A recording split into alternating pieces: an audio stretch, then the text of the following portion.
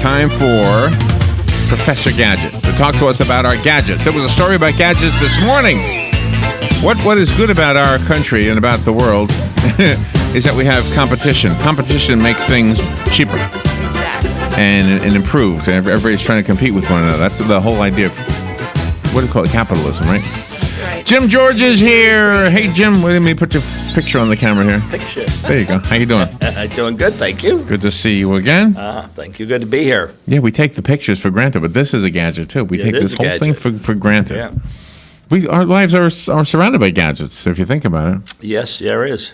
You know, microwave's a gadget, toaster's a gadget, everything's a gadget. I have a question for you, because I'm curious, of the cable system that you run on the night of the World Series. Could you tell that everybody was watching the World Series, or that 90% were, or anything like that? No, this particular cable system is not a smart system as such.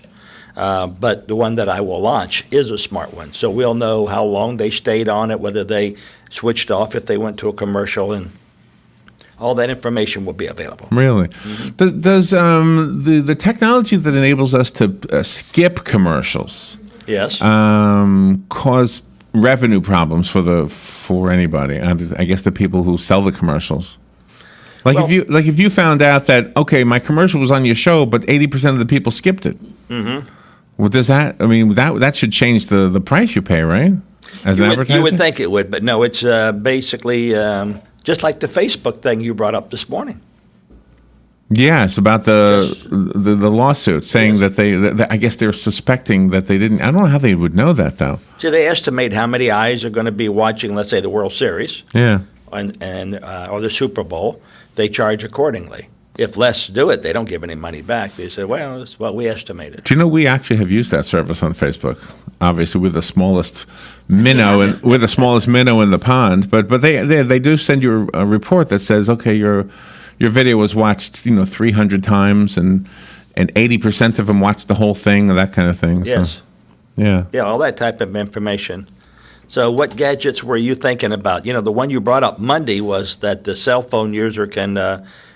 Tesla is working to make it so he can open up the car door and start the car using your cell phone. Yeah. Now, that is a ridiculous idea. Is it? If you've ever noticed, your cell phone is so easy to hack. It's just like your credit card that you keep in your back pocket. They have the little devices. They can walk by you and steal all your credit card information. I know. Yeah. They have those for cell phones, too. Well, and this is something they're doing with Walmart, too. It was in the news just this morning. I have it here somewhere about... was it Chase? Chase Bank was doing something with your pay thing with Walmart where you just pay. But I thought they already had that. Well, like in the mall. I don't know which stores have it on right now, but if you walk by and you have a smartphone, it will go click, click, or whatever the sound is. And the bottom line is they'll say, welcome to the mall. That's neat. And Bed and Breakfast is having this, or Bed and Beyond, I should say, Bed and Breakfast. You can tell where my mind is, man. That's right. So, That's really good. Ready for some food and some snooze. Yeah, I'm with you.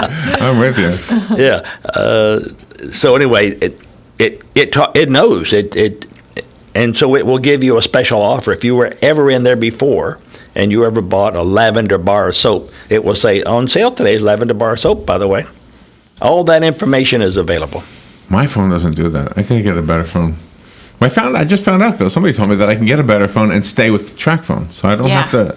Yeah, and not that I would have a problem with it, but right now, track phone works for me. So what was the other thing? Oh, have you heard of the Dobby? D-O-B-B-Y? Maybe I heard of it, but not under that name. It fits in your pocket. Okay. And it is a drone. And the whole purpose of the Dobby is instead of having a selfie stick, you pull out the drone, open up the four wings or the four things, and it's kind of noisy. We heard it. Yeah. And it'll fly in front of you and your girlfriend, and you can, here we are in Disney World. Yeah, although Disney World probably would not allow it, I think. But I really can't imagine under what circumstances I would even want a selfie. I mean, I know me.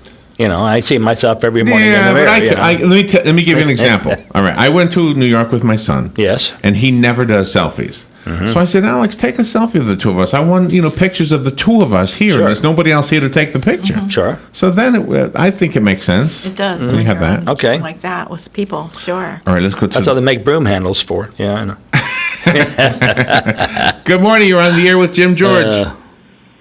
Good morning. I was just wondering, there was a while back, they say your TV was watching you because it had built-in cameras and stuff that could be off and it would be still watching you, and a lot of other new gadgets that we have. And I haven't heard any more about it. Was that actually a fact, or was somehow or the other was resolved? I'll hang up and listen. Thank you. Yeah, I heard that too. Is that true? Actually, it's actually true. Because there is a camera in your TV, and your TV is smart, like a smartphone, it can be hacked. People can get into your TV, and they can turn on the camera.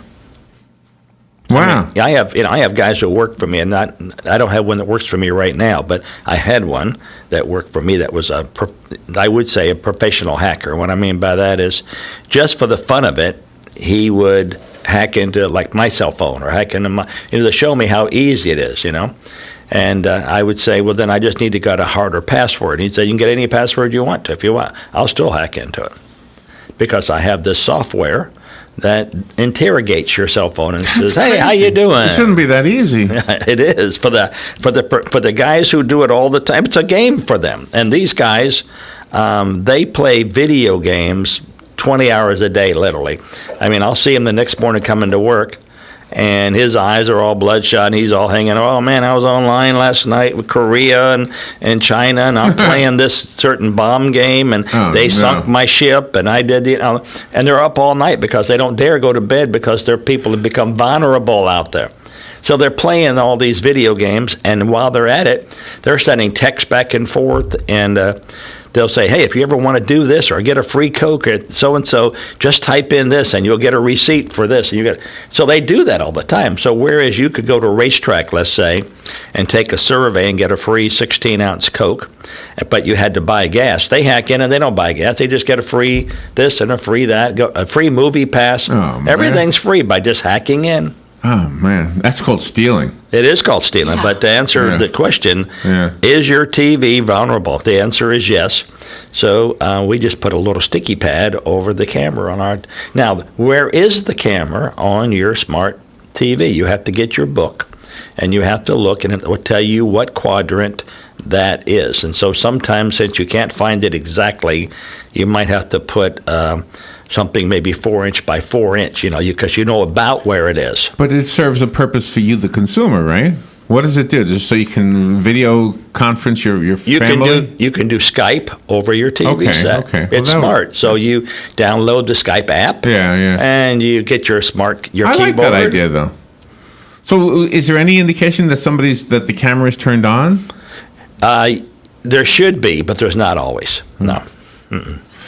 So there was a story this morning. You might have heard us read it because I think I read it after I saw you walk in the door. Google is hoping that their gadget, which is called Home, right? Am I saying it right? Yeah, Home, is selling for $129. They're hoping that the public in general favors that one over the Amazon product called Echo, which is $179.99, so $50 cheaper, right? Mm-hmm. And I'm thinking these are these devices like Siri, where you just ask questions and they'll tell you the answers? Yep, that's it. Yep, you just ask it, and you just call it out. Like in this case, Home. What's the population of North Dakota or whatever? And they'll tell you right away. We have it built in here. Dan put it in here. Okay. Right. For example, we had this discussion one time about ramen noodles. Yes. Yeah, we did. Or is it pronounced ramen noodles? Yeah. So we weren't sure. So the way you trigger it, you have to say the word Siri 3 times. Right. So Siri, Siri, Siri. All right, it just clicked in. Did you hear the beep? Yep. How do you pronounce it? Is it ramen or ramen? Breezy, a shower. Wait.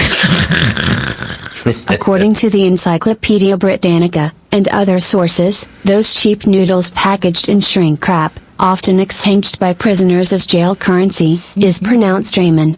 Note, less affluent and those with poorer education say ramen. There you go. So Yeah. so if you're poorer and have less education, you say. So she politely offends you. That's right. But tells us that now ramen noodles are more important to prisoners than cigarettes. So they, that's their form of currency now. Right. Well, because the smoke, you have to go outside the building. That's true. All right, we'll take a little break. We'll be right back with Jim. The weather is brought to you by myfwc.com. Safe boating is no accident. On this Friday, intervals of clouds and sunshine. A warm but humid day, high 82 to 86. Partly cloudy Friday night. There may be a shower in spots along the coast. The low 61 inland, 68 at the coast. For Saturday, times of sun and clouds, breezy and not as warm. There can be a passing shower, high 77 to 81. Sunday, partly sunny and breezy. A shower in spots along the coast, the high 78 to 82. From the Florida Weather Center, I'm meteorologist Joe Lundberg. Hi, this is JP from Penn Flooring here in Ocala. I would like to invite you to come in and visit our spacious showroom where we have solutions for every style and budget. From wall-to-wall carpet to hardwood floors and tiles, we have an unsurpassed selection of flooring. At Penn Flooring, we've provided quality customer service with a family touch for over 25 years. Visit our website at pennflooring.com or come by our showroom, 1201 Southwest 17th Street, just over the bridge. Penn Flooring, quality customer service with a family touch.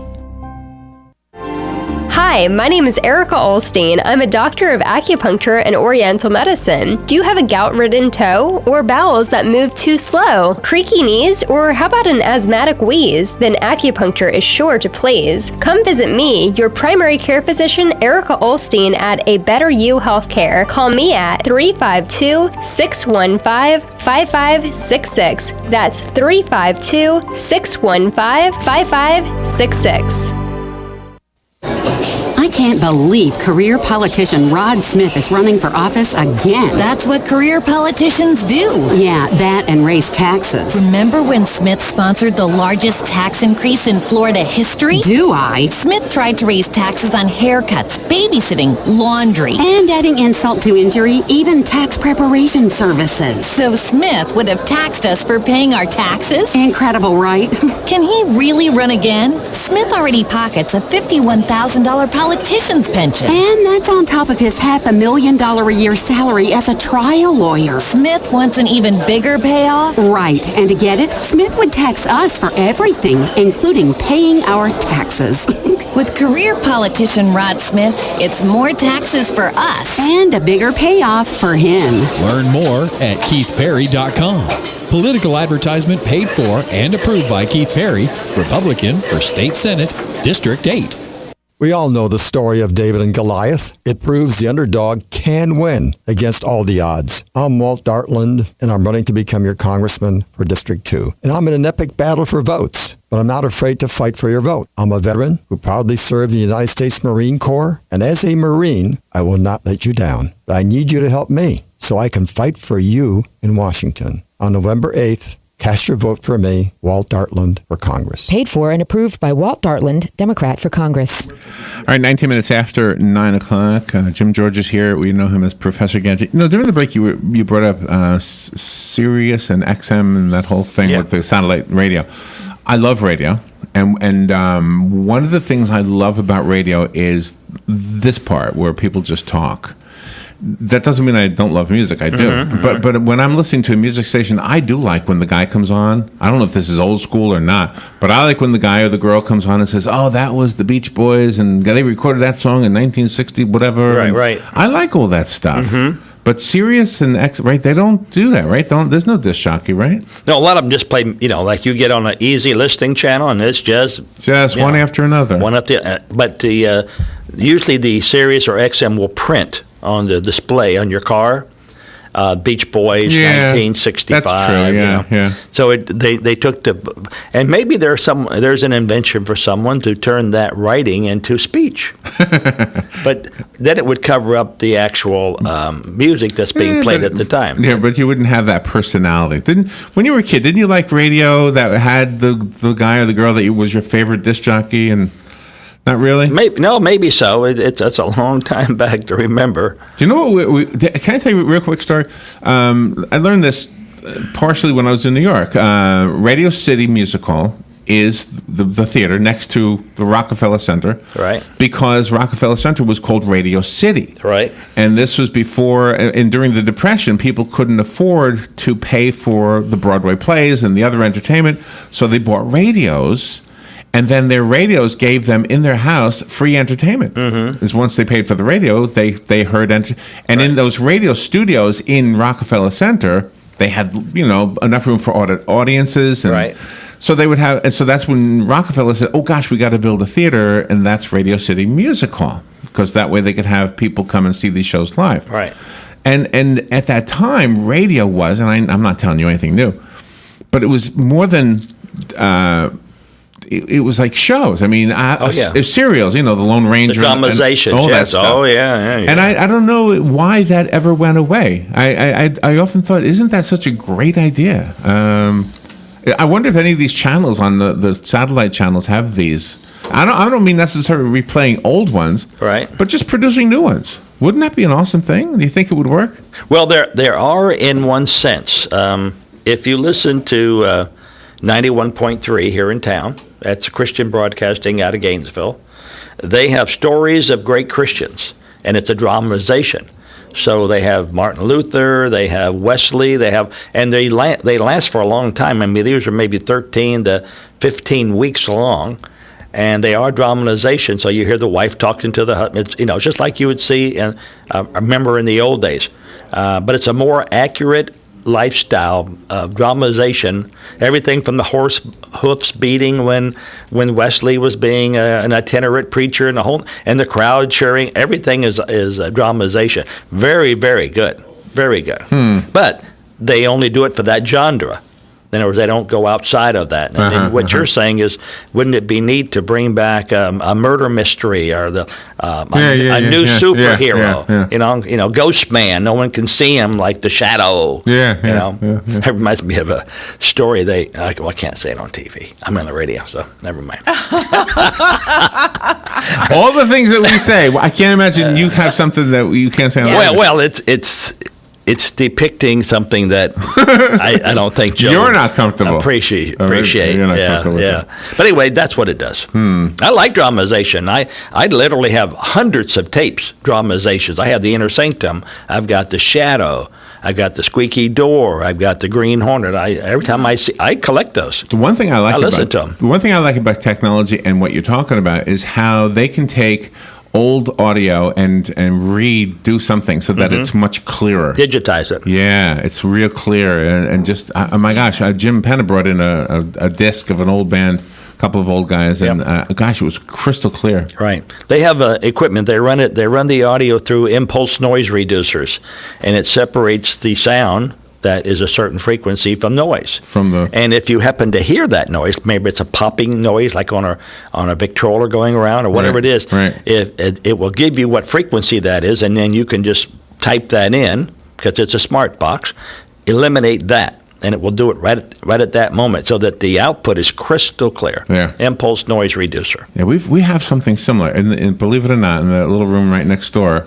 If I record somebody, and let's say I accidentally have another microphone on, and you have this shh happening in the background, I can sample that shh, because it'll be in the whole recording. It ruined the whole recording, But you can sample that little bit if you have enough of it. It's got to be a second or two long, And then it'll say, okay, you don't want that, no problem, and it gets rid of that shh. Exactly. So it's really cool. And that's a software fix, whereas an impulse noise reducer is more of a hardware fix. Oh, really? Yeah, it's a box that's made to eliminate all extraneous, you might say, noises. and mix the audio and the video, and they even have it for video. So if you have an old video that has dashes and dots, you know how the old black and white 8mm were reproduced, and you could see all the brightness and darkness. Eliminates all that. Oh, that's awesome. One hue going straight through. Are we able to hook up to your cable system with our smartphones? You will be able to, yes. It's called TV Everywhere. So once you're a subscriber and you have the app in your home box, then using a term that I'd hate to use, I'll sling it, you might say, to any other device, because the Dish has the term sling, and you're not supposed to use that as trademarked. So, but I will send it to your all your devices, your iPad, your cell phone, everything. Do you, your wife raises dogs, and so I have a question about that. There's a, gosh, now I don't remember where I heard it, but I think it's common that you can have a tracking device put into your dog's collar or into your dog's skin. A chip. A chip? Yes. Cosmo has a chip. But the chip that Cosmo has, can you find him with that chip or just identify him? Identify him. Right, that's just identification. They do have them where they're RFI. That is RF being radio frequency and I being intercepted. And so it's a proximity thing. So he has to be within a certain distance that you can find him. So if he's ran away and he's 3 miles away, then you'd have to use a cell phone type service, because it does have a cell phone type number in it. How does that wireless fence work? Or the fenceless, whatever they is for a dog, they'll advertise it. The security section. It's a collar. You put the collar on the dog, it's a shock collar, and then you walk the dog close to the collar, and he gets a shock, and he stops. Where? Close to what? To the fence? To the invisible fence. So you lay this wire under the ground, like let's say your yard's all fenced in except the gate. So you lay it across. Okay. And then when he gets shocked, you move him back and you thank him for stopping, and then you walk him around the yard, and then you bring him back to the yard, to the fence. You shock him on purpose? After he's shocked about 3 times, you can take that collar off. He is not going to that opening. Really? Yeah. And then you just put a normal collar on. And that's not cruel? You don't think of that? That's everything is cruel. You got to be kidding me. You should see what my wife does with dogs. Man, she gives them shots and. But it's not cruel. It's for their good. I know but the same thing is true of this bark. I see what you're saying. This bark collar or this shock collar for the invisible fence, and it works. They actually work very well. Oh, I'd be so scared that my dog would run away. Yeah, because if he'd be chasing something like a bunny or something, he just. Oh yeah, no, they can run right through it, and that's why you have to do reinforcing. Just like a kid. Teaching, don't drink out of the milk carton, and you catch them drinking out, and you do something to them, like let them not watch TV for a week or whatever, and they will not drink out of that milk carton. Use a glass. Well, this is the time of year. So this thing called the Dobby. There's another one. It's another little drone that'll also take your picture and fly around your neighborhood. That kind of thing. They're kind of cool, but they look like they won't last long. Is what I think. Well, my daughter won one of those at one of the trade shows we went to, an actual larger one, and she flew it in her yard for a while. Thought for sure she was going to crash it into one of her trees as she was still learning, but she learned how to tilt it and fly over the tree and everything. And she had it for about a week, and then she put it up for sale. So she had won it at a trade show. She said, "What am I going to do with this thing? I'm not going to send it down the road. What am I going to look in someone else's yard? What am I going to do with this? But then now they went to the beach a couple of weeks ago, and she was saying that those drones were flying everywhere. So people would go to a condominium or a hotel. They would set off their drone. They'd let it fly down the beach and see everybody in their bathing suits and go over the pier and see who's fishing and whatever, and then they bring it back. I mean, get a life. Go outside. You can see who's in the bathing suit. Go on the pier. You can see. Yeah, but I think it's for the video and the photograph. Some of those videos look awesome that people are taking. If we have any questions for you regarding technology or about American cable services, what do we do? Call you? You can call me. Yep. On a smartphone? You can call me on a smartphone. Number is 572-5113. That's my cell. Thank you, Jim. Always fun. Have a great day. Have a good Friday. Have a good weekend. I love this segment. Friday something or other tonight downtown. First right away. And don't forget, here at the mall, 6 o'clock. Santa Claus. Santa Claus is coming to town. We'll be right back. All right.